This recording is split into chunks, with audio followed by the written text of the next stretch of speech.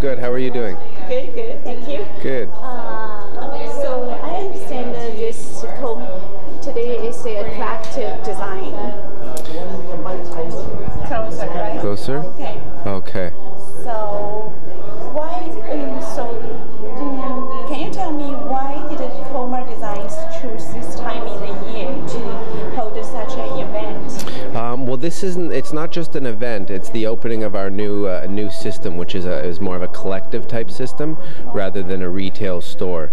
And so this system just started right now? Yeah, I just developed it a little while ago, and this is the first few weeks. This is the grand opening today, but this is the first few weeks that we've actually tried this system. I've been open for 5 years now, and I've always sold locally made stuff, locally made furniture and lighting and home decor, but I've never done it in this way. And the reason why we're doing it this way is because of the current economic conditions. It's really hard to buy locally because the products, the pieces are made here, and the materials are bought here, and every time you put a piece into a retail store, there's a 100% markup where whatever the piece sells for, the designer takes half and the store takes half, which means everything has to be doubled. So a piece that was normally $2,000 would be $4,000. But with this new system where I don't take any commission, the piece stays down at $2,000 or $1,000, and the designer just pays a small rental fee. So can you tell us a little bit more about this system, how it works? Well, basically that's how it works. It's instead of taking a 50% commission on the work, which most stores do, I don't take any commission. So then the designer is able to price the piece more reasonably and more affordable for the buyer. That's right. So how many?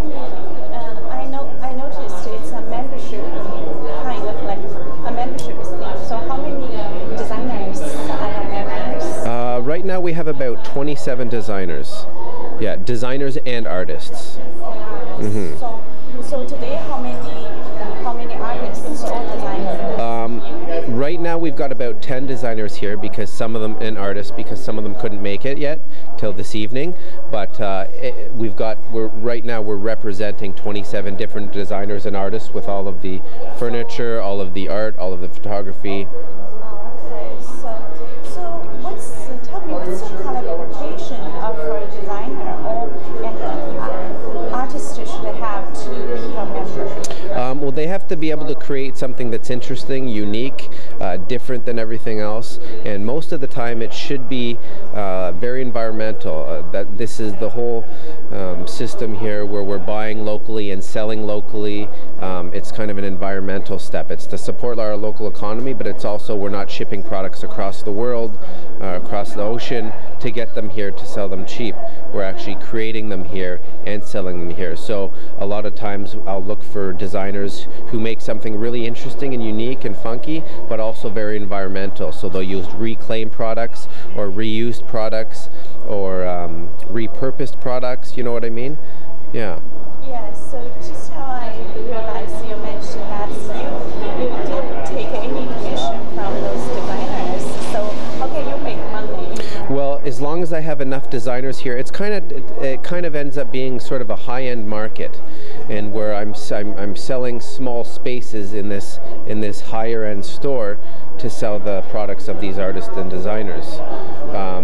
So as long as I have enough designers and all my expenses are covered, then I start to make some money. And on top of that, the main thing, and it's what I like to do, is I create furniture myself. So I can focus on creating more of my furniture, because for the last few years I've been so involved in running the business and the business aspects of it that I haven't had time to create my own stuff. So I've only got a few pieces here. But now that I've got this new collective and things are more stable, I can start to create my own pieces again, and that's how I'll make money.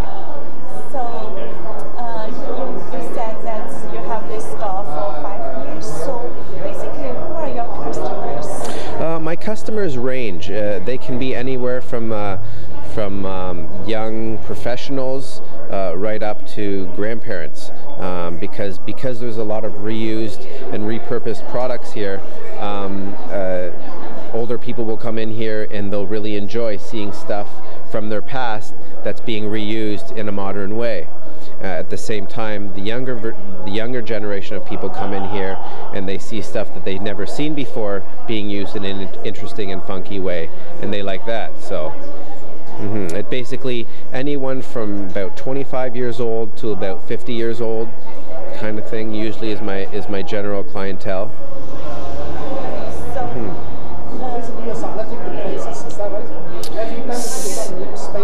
Kind of, yeah. It's not. It's less like a membership and more like a collective, where everyone's working together. So basically, they have a stable, place, or they move around. No, yeah, and when the space that they create, it can move around. They can change the pieces. We only have so many pieces here, but we also have online. Each designer will have their own profile and their own page, and other products that are available. So if they don't have space for it here, they can have it online as well. So yeah. So tell us about yourself, your experience or conclusion. My experience, I studied architecture for 5 years, and then I studied lighting design for 2 years, and then I started working. I went from that and changed my mind and didn't want to do that anymore. So then I started working in film, and I started doing set design and production design, art directing. Did that for quite a few years, maybe 8 years or so, and then I decided to open up my own space and create my own products. This to me is like a big portfolio kind of thing. It's the best way to envision what I can produce, whether it's for an interior design job or for a set design or whatnot. Now I'm also starting to do interior design now and home staging. So interior design, you mean it's for home, for condo, or for condos, for lofts, for houses, for offices, basically anyone who needs help creating a kind of a more warm, intimate, healing environment in their business or home. Last question, your contact website. My website is www.komadesigns.com. That's KOMADESIGNS.com. Yeah. You want me to okay. So, when did you start to create this one? I created this almost a year ago, and it's not that complicated. It's an old film tripod on an old spreader, which is what was used, wheels to move the tripod. And instead of having a camera up here, I've just put a large light bulb that I've wired up and put on a dimmer switch, so it's more of a light sculpture at this point. So, where do you think this one should be? This I could see being used in a large space, like a loft or some type of live work space where you need a lot of light. Yeah, in a house this wouldn't work because it's very, very bright. Right. So you mean this one is man-made? Everything you made it by your own hand? Well, no. This one, the way I make things is I usually find old industrial parts or pieces. So where did you find this? This tripod I found in Montreal, okay, in an old camera store, and this spreader I found in an antique market. I believe it was in,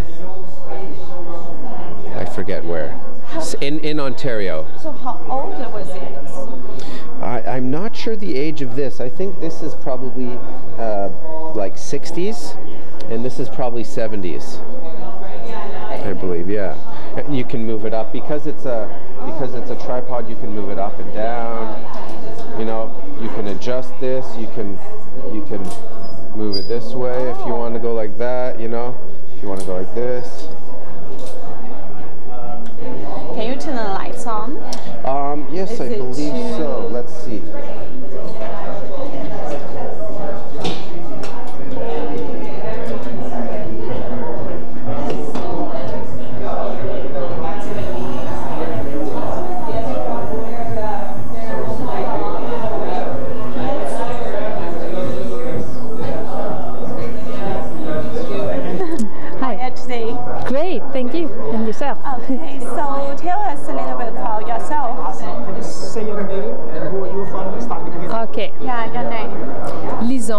from Montreal. Okay. So what's your profession? Right now, I'm recuperating. Tell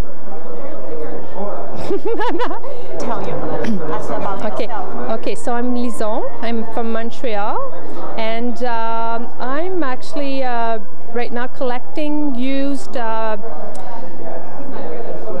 molds, yes, from the industries left behind, and I transfer them into useful furniture. So they used to be actually old electrical boxes, and now I turn them into tables or coat hangers, mirrors.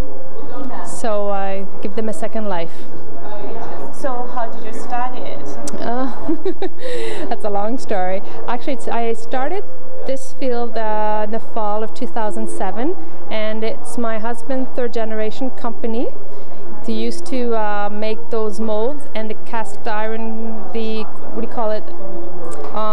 foundry closed down, and all the molds came back to his company, and he was bringing them to the cottage to burn them. And when I saw them, I thought they were beautiful pieces of art, and I decided we should make something out of them. And so right away I could see a whole bunch of furniture and useful things with those beautiful molds, and they're all unique. Every mold was made for a specific cast iron electrical box, so they're all unique pieces, and every one of them has its own use. Okay. So where did you get those ideas to create those unique pieces? Well, from the U-Haul sort of trailer we had at home that he was taking to the cottage to burn them, and as I saw them in the U-Haul, I said, I'm not taking those to the cottage to burn them. I'm going to find a place to bring them, and I found myself a studio in Montreal, and started collecting not only his things but also from other industries, all unique pieces, not the what we say, the garbage of every day. I'm collecting specific unique pieces from the industries which have no more purpose today, and I'm giving them a second life into now furniture. I've also done sculpture. I do quite a few things, but here in this store in KOMA Designs, it's furniture. So how many pieces did you create every year, and what's the price range? Ooh, how many pieces? My head's going. I have so many ideas. I have lots of pieces. In the store right now, I think there's about 7 or 8 pieces. And the other question was? The price range. The price range? I think here it starts at 300, and my table over here is probably the most expensive. I think it's 1600, 1650, somewhere around there, yeah. Okay. Background about yourself. Background of myself. Oh, okay. My background. I'm born in Montreal. I studied fashion designing in the early 80s. Stayed in the designing field for a while. Had my own company designing children's wear was my last project. Then I had children.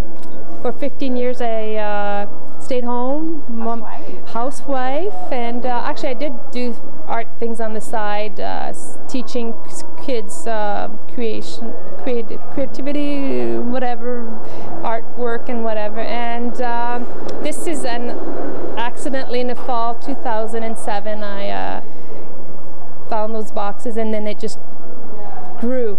And I started painting again, started stained glass, sewing, whatever. Everything's back now. I'm just back into all this creation.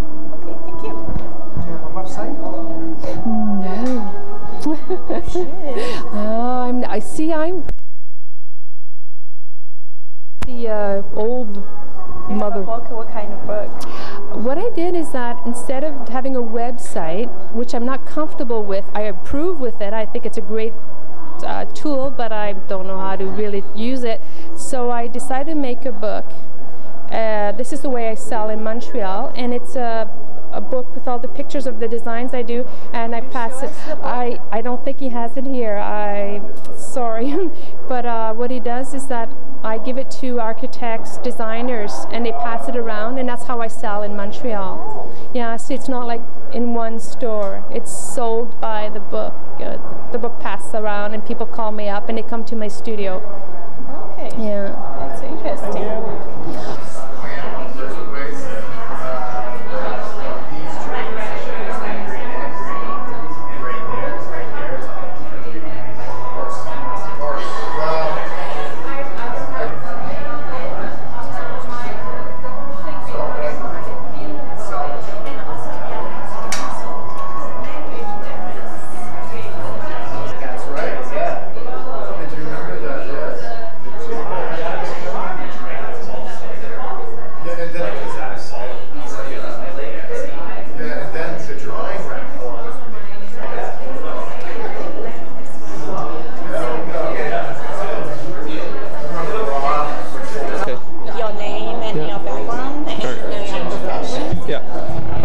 Dressler. I'm from Brothers Dressler. I work with my twin brother Lars, and we're furniture designer and makers. We work locally, just in the downtown core. We produce custom furniture as well as small batch productions, and also limited edition runs of furniture where we try to repurpose objects, but we also use responsibly harvested materials and responsibly found materials, reclaimed lumber, and a number of things. We build all sorts of things: dining tables,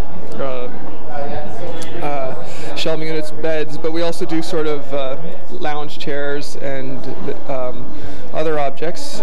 What we have here, though, is this is a sort of a different approach here. We try to use more of our limited edition sort of one-off pieces that are built from reclaimed objects, and that's what we're showing here at KOMA Gallery. So how many years have you been doing this? We've been doing this, I mean, we've been doing this for 15 plus years, but as far as actually doing the Brothers Dressler in our business, it's been the last 5 years.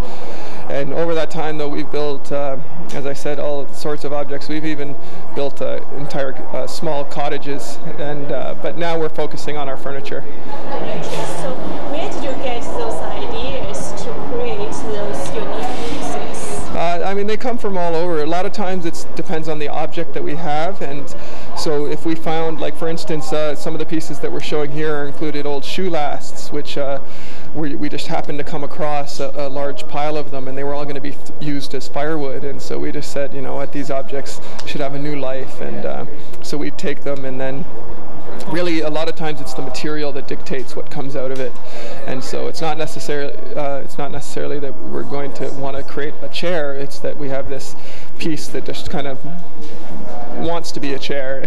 And so all your pieces are handmade?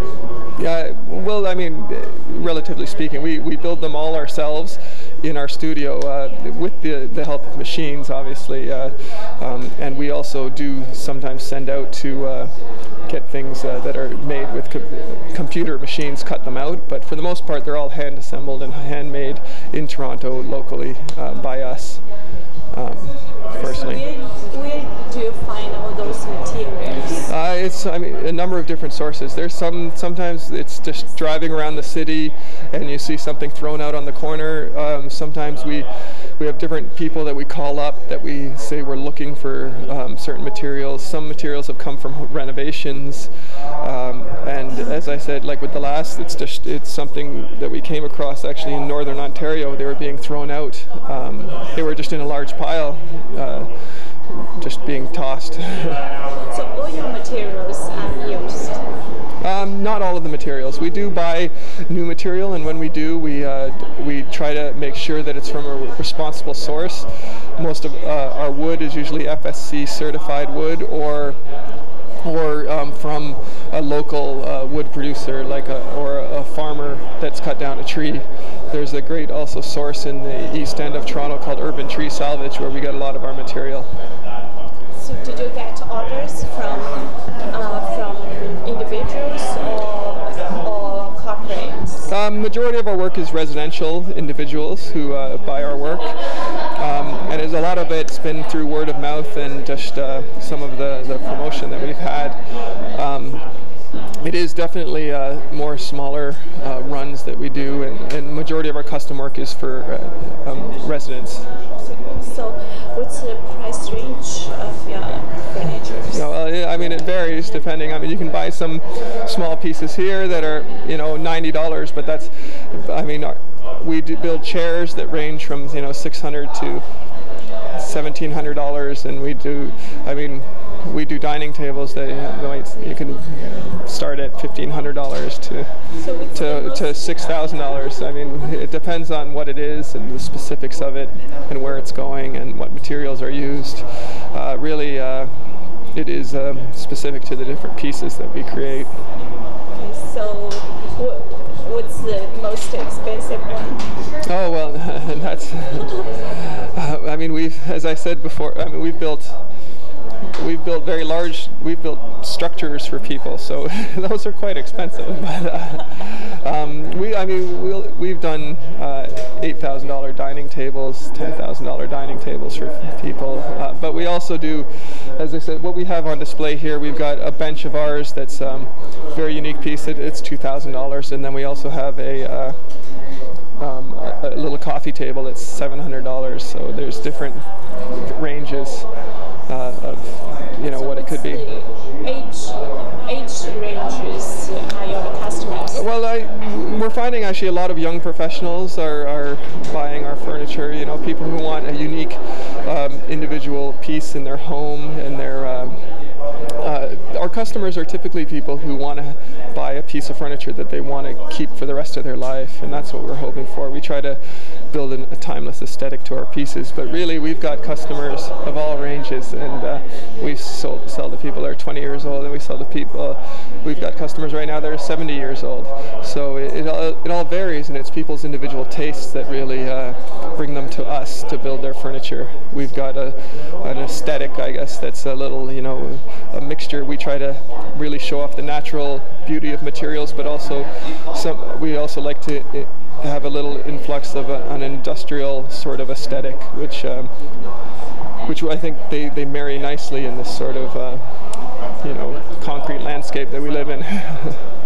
So, do you have websites? Yes, brothersdressler.com is our website, and from there you can see all the things that we do. Can you spell it? Yeah, it's Brothers with an S, Dressler, DRESSLER.com, all one word. And from there you can see all the range of things that we do. We have a number of we do lounge chairs, rocking chairs.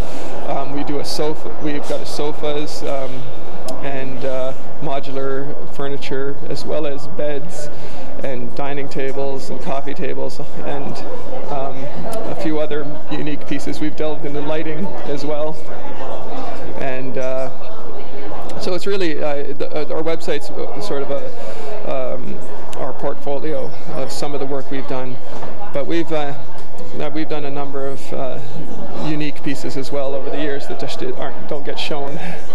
But if people come to us to find a product, we'll definitely talk to them about it, the options. All right.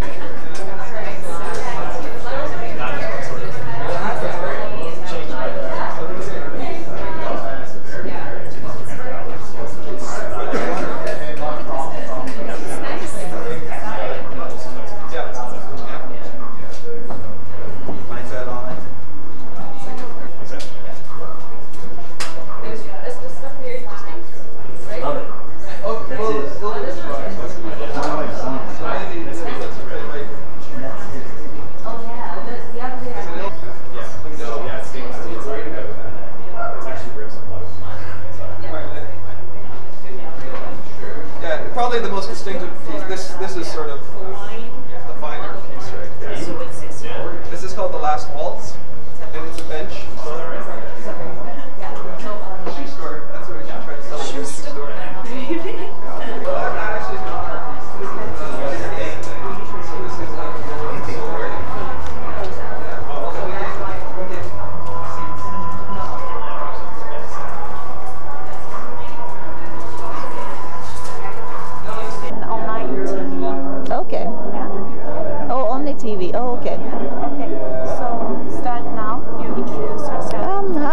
name is Judith Good, from Judith Good Design. I'm a designer of rugs, wallpaper, and pillows. My rugs are made in India, out of New Zealand wool. You can see a few pieces here. The manufacturer doesn't employ children, so it's a Rug Mark certified manufacturer. My wallpaper is environmentally friendly. It's printed on an eco-friendly substrate. There's no vinyl in the substrate, and it's printed locally. And my decorative pillows are also made locally. So how many years have you been doing this? I've been designing rugs, wallpaper, and pillows for a couple of years. I'm a graphic designer, illustrator by profession, and I just wanted to do something on my own and get into the home decor business. When did you start your own business? My own business, a few years ago, I started with greeting cards, designing greeting cards under the name Pretty in Print, and from there it was a natural progression. I like textile design, pattern design, and designing rugs and wallpaper and surface pattern. It was just a natural progression from there. So what's your core idea of your design? The core idea? I like to work with repeating patterns, and I do a lot of I apply a lot of surface pattern to my products. And I also like a lot of bold colors, clean lines. A lot of my designs are influenced by Art Nouveau or the arts and crafts movement. And yeah, and I love color. I love working with color. So what's the price range of your products? For a 5x8 rug, the retail price is $650. For a roll of wallpaper, I don't have those here. It's $120 for close to a double roll, and the pillows are $65 retail. So do you have a website? Yes, I do. It's judithgood.com. Okay, slowly. Yeah, go. Yeah, okay. So these are rug designs.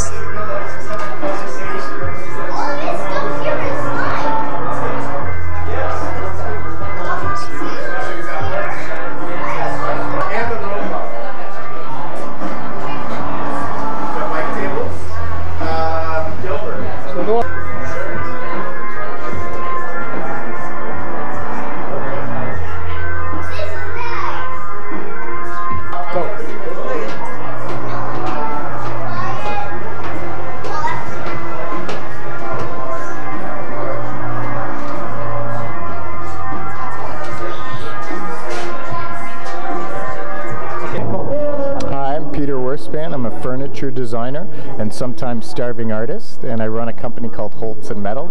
I've been in existence in Toronto for about 3 years.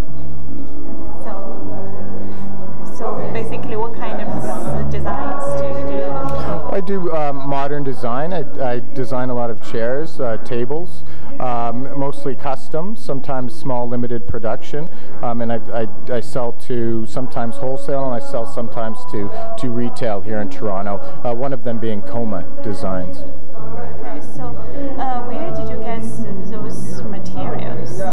Well, some of the materials are reclaimed, as there's a big theme here at KOMA. A lot of the material is sustainably harvested wood. I believe in sustainably harvested wood. It's the best you can do. So you know, we do the best we can. I mean, first and foremost, I want to make beautiful, functional furniture that people can use. So I don't really shout out that I'm environmental, but you have to be, and we just try and go about it in a demure way. So what's your core concept of your design?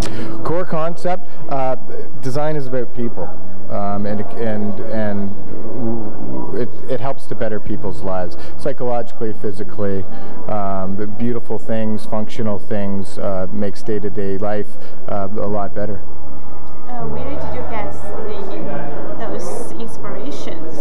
Oh, I get inspiration from a lot of places. I mean, yes, a lot of the furniture I'm inspired by is Danish furniture. I think they are the number one in the world. That could be argued, though. I studied in Denmark for a summer, so I've been infused with their architecture and design philosophy. But you know, that being said, I'm inspired by everyday things. I'm inspired by professors I've had at my Sheridan College out in Oakville, such as Heidi Overhill and Peter Fleming. They're local artists designers that I would hope one day I could match their caliber of work. What's the price range of your furniture? Well, it's a good question, because KOMA helps us get the price down. So the way the model works here is instead of normal retail, which usually marks your price up about 100%, we pay a small fee to have a space within here, and then we can price the pieces how we want. So some of my pieces, chairs are within the $400 to $600 range. Lounger chairs, I have one for about $1,099 with the print. With the print option, it's $1,299. It's not always easy to keep all these numbers in your head. The point being, what we have here is high quality furniture, original furniture that's being sold right now at a very good price. People get a lot of value and good original furniture out of it. So do you have a website? I do have a website, yes. Tell us about your website. About my website? The URL? Yeah. Yes, it's www.holtzunmetal, HOLTZUN as in Nancy, D as in David, METAL.com. Okay, thank you. Thank you.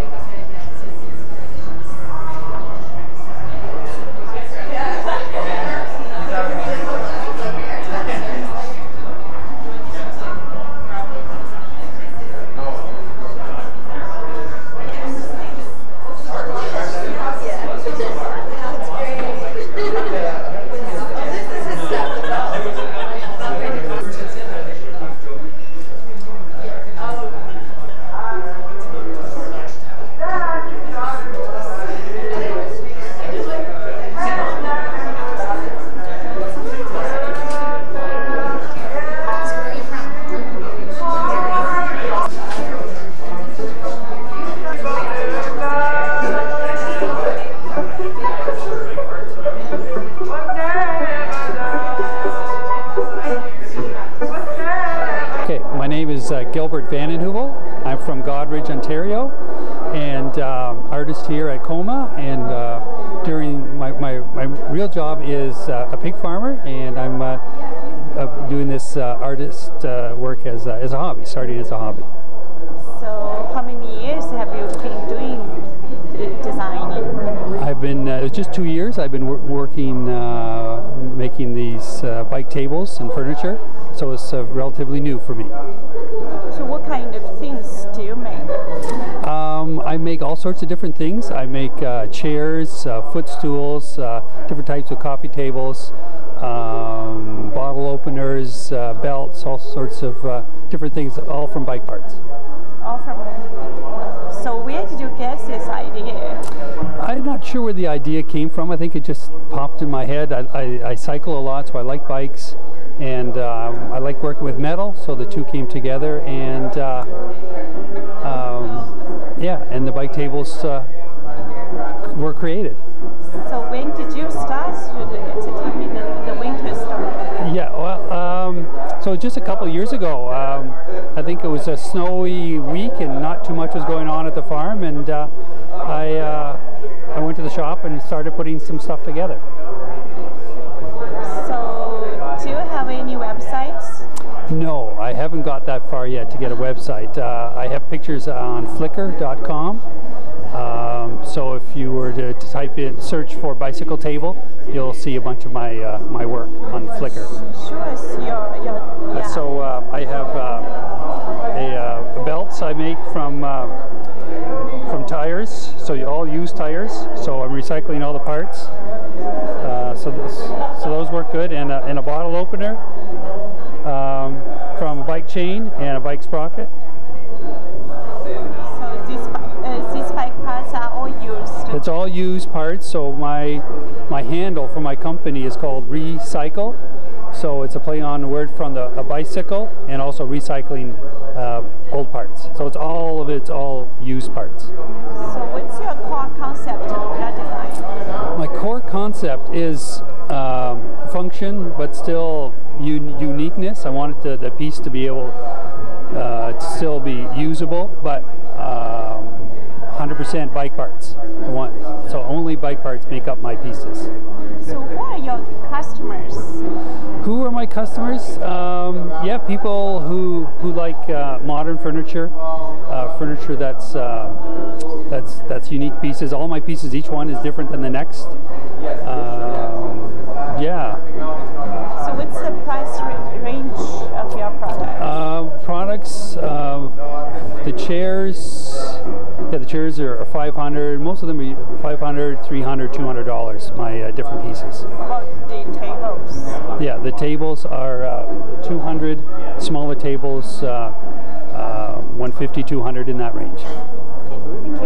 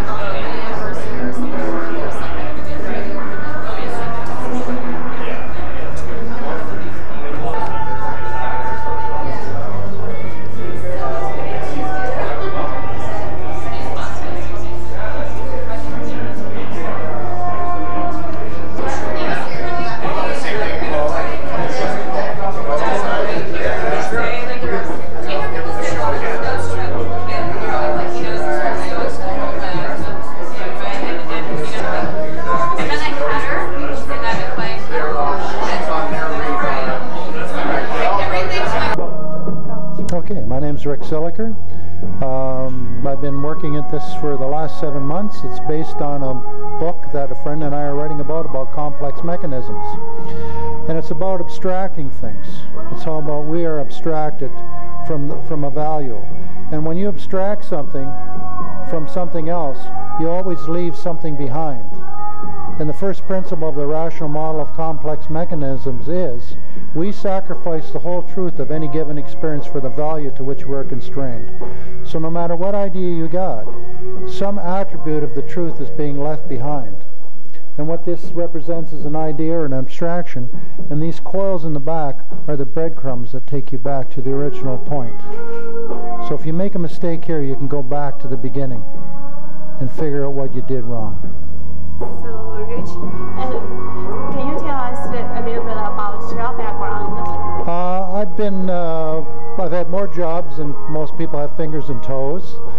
I've been in the fiberglass business because for 40 years because it's something that's a medium I can work with and create beautiful things.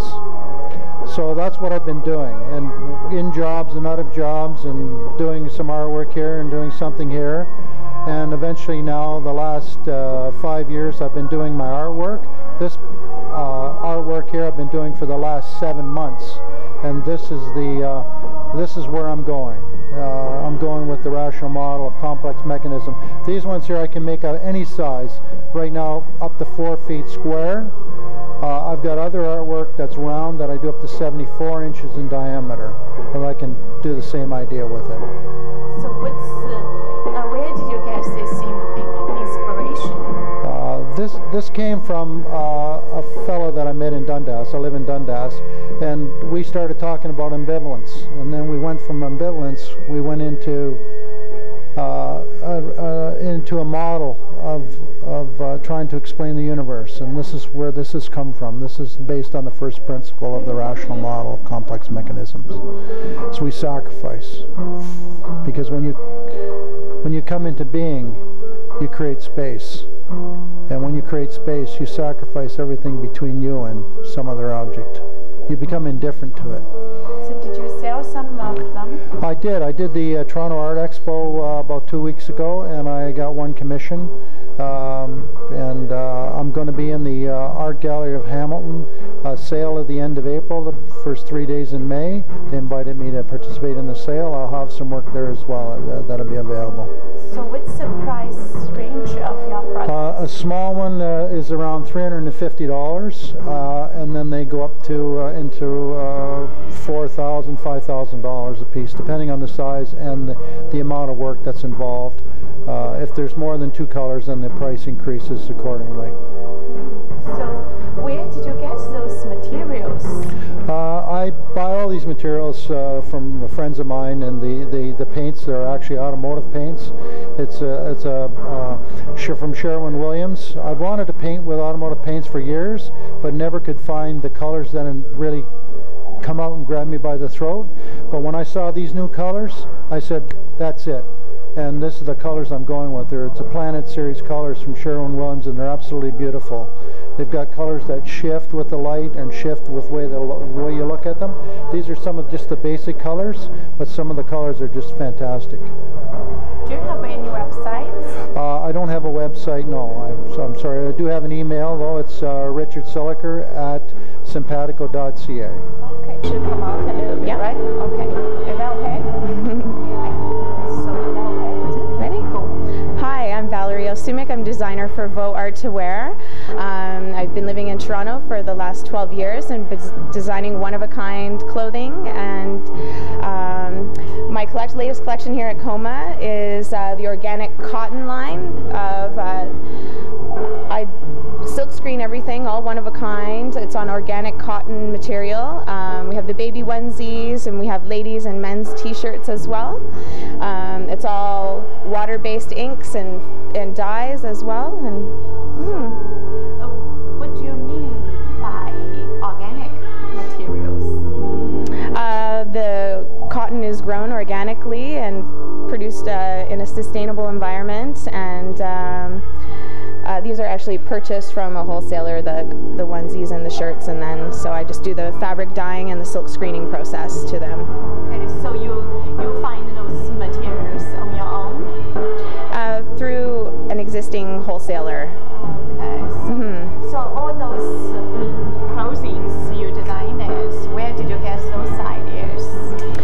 Mostly from nature. I'm a big nature lover, so I found a lot of the images in magazines online, and I scanned them in Photoshop and reworked them to make them into graphic images, and then made them into silk screens and printed them. Okay. So where do you sell these things, these t-shirts? At trade shows like the One of a Kind show, right now in KOMA Designs. I previously was selling stuff on College Street over the last few years when I was specializing mostly in women's wear and accessories. Okay, so what's the price of?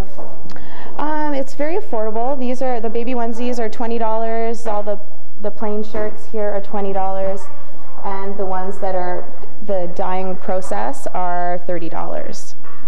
Do you have any websites? I do. It's www.voart2wear.com. Okay, thank you.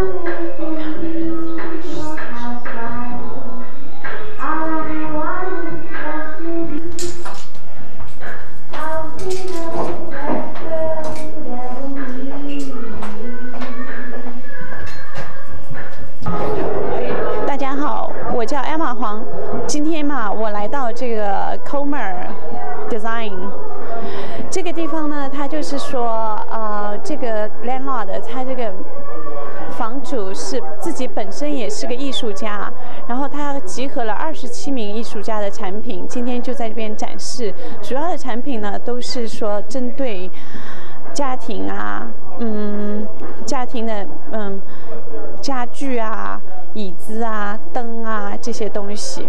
它的一个概念呢，就是说，把这个2层的房子，分割成一小块一小块，租给不同的艺术家。但是呢，他不收租金，然后艺术家自己来定这个价格，产品的价格。所以呢，这样子呢，就把成本给降下来了，这样就少了一个中间商，就没有。所以这个艺术家们也认为，就是说这些产品的价格比较合理，然后他们又少交了一部分的这种 commission， 这样就是说他们就想在这一个小小的这个 Queen 街上 ，Queen West 这条街上建立起一个自己小小的艺术家园地，然后他们的所有的这些产品呢，基本上都是说是跟自然有关的，而且很多产品都是来自二手用品，像那一位艺术家，他是用废物利用改造，用自行车的轮胎改造成各种各样的桌子啊、椅子啊，还有一些小的小物件，像皮带之类的。还有一位艺术家，就是他们都是说去街上大街小巷去转，然后看到有一些废弃用品，然后把它们改造成一些产品。这里大部分的产品呢都是手工制作的，非常具有很高的艺术观赏价值。他们的概念就是说，我们要给大家提供一个非常 unique、非常不一样的，有自己的想法的家庭。